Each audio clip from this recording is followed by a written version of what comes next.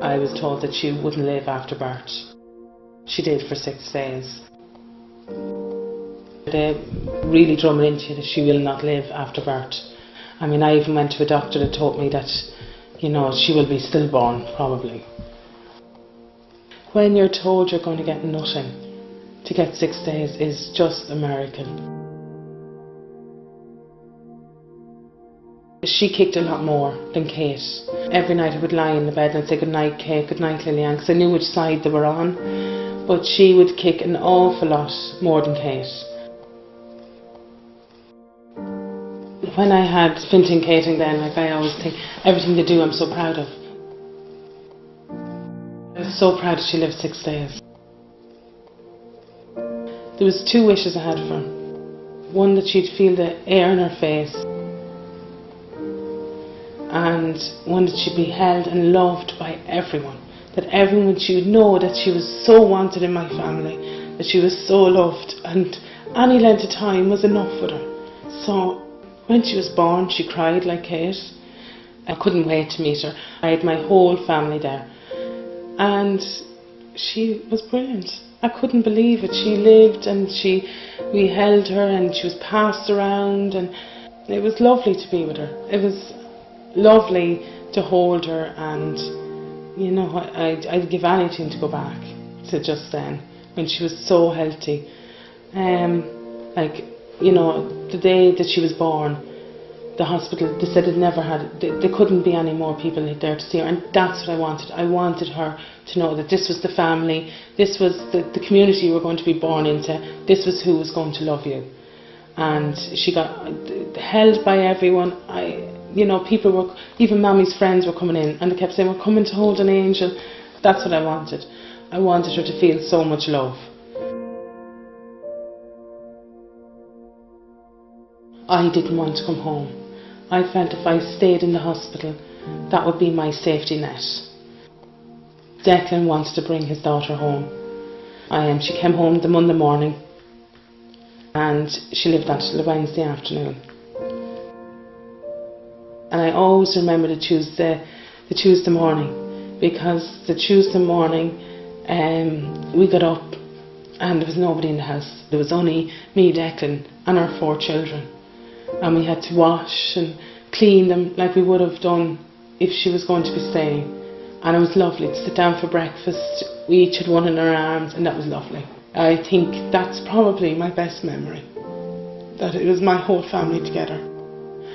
On the Tuesday night, she took a terrible seizure, and I didn't want her to. I was being selfish. I didn't want her to go at that time. I wasn't ready. But on the Wednesday morning, she passed away in Declan's arms, which was probably fair. As I just say, I carried her for 9 months. I knew all her little moves, everything, and he got to hold her at the end.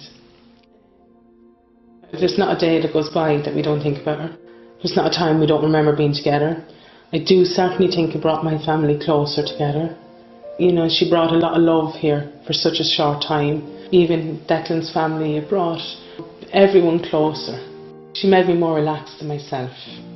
You know, I never would have worn hoodies or things like that. My job was I was a beauty therapist. I would have went to work, you know, immaculate hair, makeup, everything.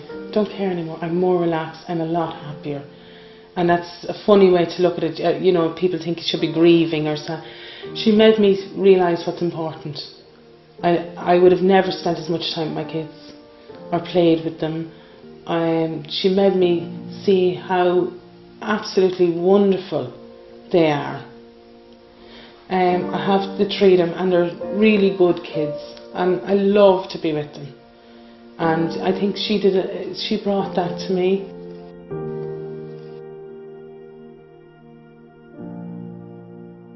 I now separate. Kate's birthday is the 20th of August, so we celebrate the 20th of August every year. And we have a separate day for LillyAnn. The 26th of August every year, my family come and we let off pink balloons, and we have a party for the kids. That everyone has their own day. Glenn is his, Fintan is his, Kate is hers, so she has her own day, and that's the 26th of August, the day she passed away. We'll remember that.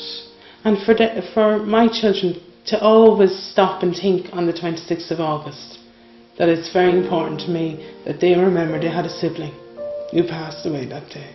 That's very important for me, you know, that they'd go on and remember that, you know, and someday they'll be busy and they'll look at the phone, it's the 26th of August, and they'll go, oh yeah, I must ring Mum. Simple things. She will always be remembered by us. For a little person to bring so much into my life was great. You think you're untouchable, but you're not, and you think you won't cope with things, but you do. It doesn't kill you, it will make you stronger, you know, and it's very true. I don't think we should pick and choose our children. I'd never pick and choose between any of my four. I'd never say, well, you know, you're not worthy of being born because you didn't have your cranium, you're not worthy. No, I could never pick and choose that way. Never. She has changed our lives dramatically. For me, it brought so much to my life. Being a single pregnancy would happen to me again. I would bring the baby without a doubt to full term. All children are important being born. You can't pick and choose. It's potter's luck. And I got lucky.